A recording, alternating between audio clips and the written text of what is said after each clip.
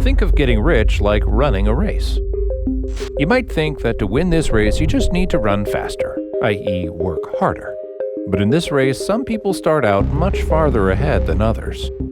And since they're in the lead, they've got better access to the capital or money that they need to get further ahead. So if you're starting out too far behind, no matter how fast you run, that access to capital is probably closed to you. But what if I told you that a healthy fast food chain and a single mom of 3 from Compton were teaming up to change how people all over the world get access to capital? Well, I am telling you that, because it's happening right now at the corner of Santa Monica and Highland, right next to Danny Trejo's donut shop.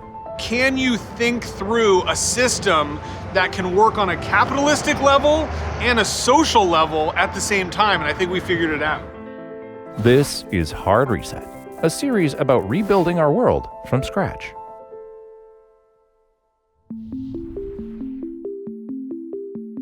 Everytable sells healthy food at prices that are actually affordable, $5 to $8 a meal.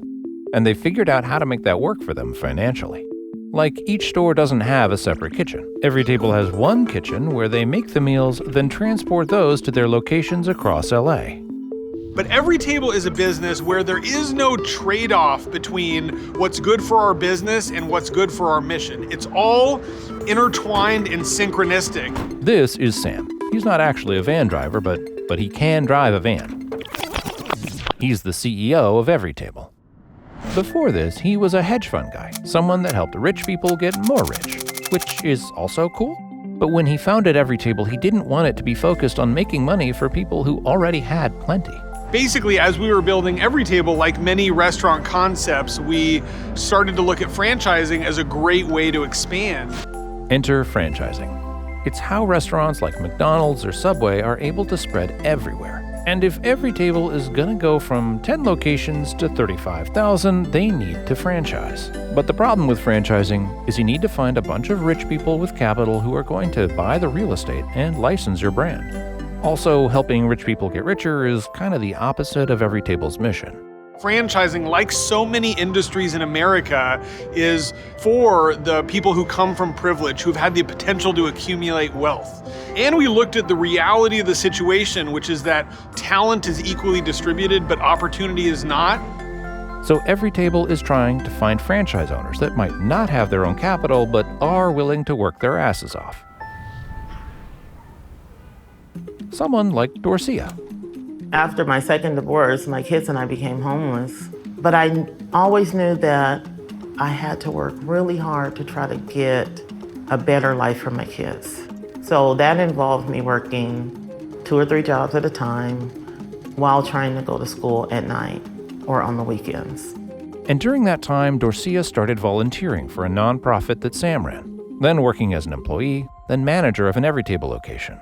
Then eventually, Sam told Dorcia, I want you to own your own Everytable. And I said, how? How? Well, Everytable arranges low-interest loans for their franchise owners, in this case, Dorcia. That money goes to get the business up and running and pay Dorcia a salary. The profits from the store go to paying off the initial loan.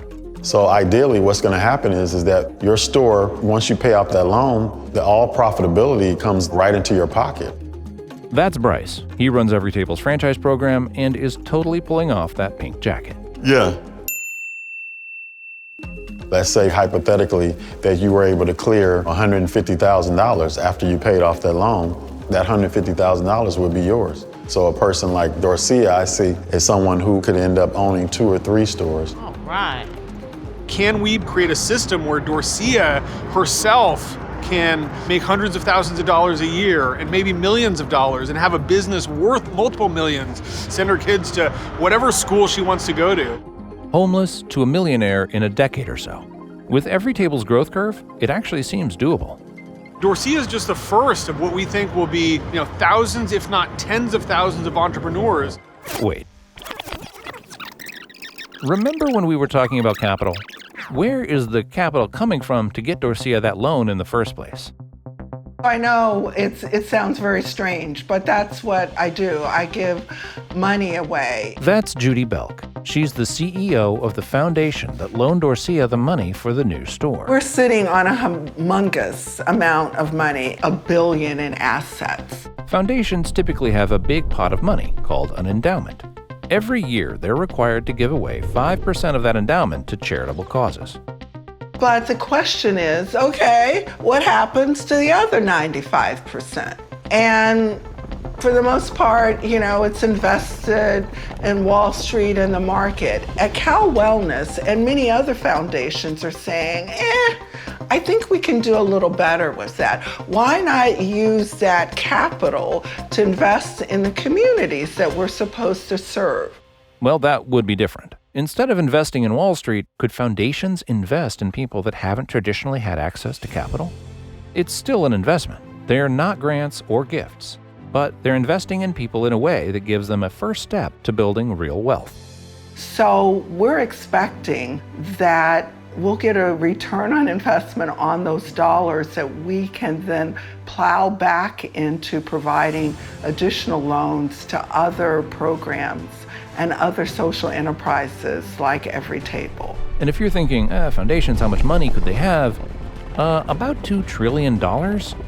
If foundations invested just 1% of their endowments to give capital to people like Dorcia, they could fund 80,000 of these loans. Imagine the impact of 80,000 hardworking people from poor communities, starting restaurants, salons, mechanic shops, clothing stores, whatever. Imagine the capital that generates, how that money gets passed down, how it affects their communities. And maybe it all starts with this little restaurant, right next to Danny Trejo's donut store.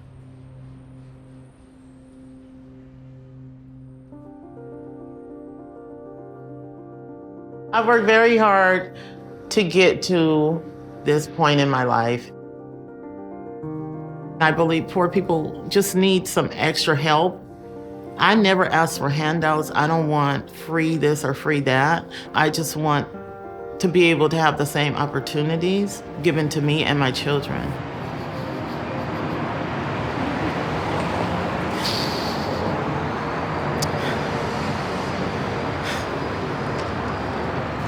It's not a dream, that's how I feel. It's real. I can touch it.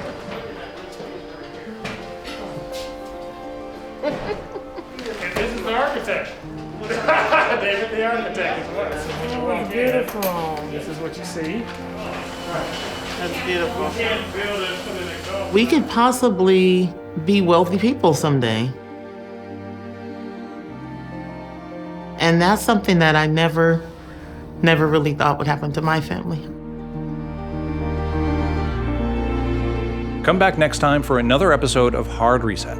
Subscribe to Freethink to watch our other original series and documentaries about technology and people that are changing our world.